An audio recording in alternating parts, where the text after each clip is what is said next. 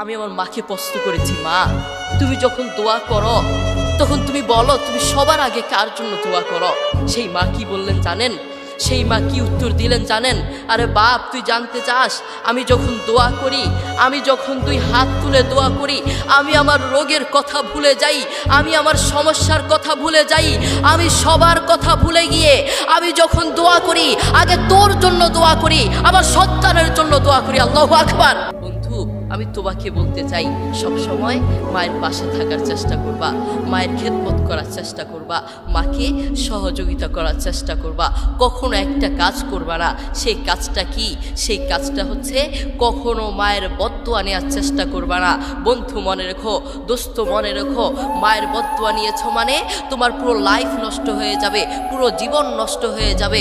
মনে রেখো, রাইফেলের গুলি মিস হতে পারে, মায়ের বদদোয়া মিস হতে পারে না, ঠিক কিনা? এই জন্য মায়ের কাছ থেকে কখনো বদদোয়া নেওয়া যাবে না। রাজি আছি ইনশাল্লাহ? আমরা কখনো মায়ের কাছ থেকে বদদোয়া নিব না, সবসময় দোয়া নেওয়ার চেষ্টা করব।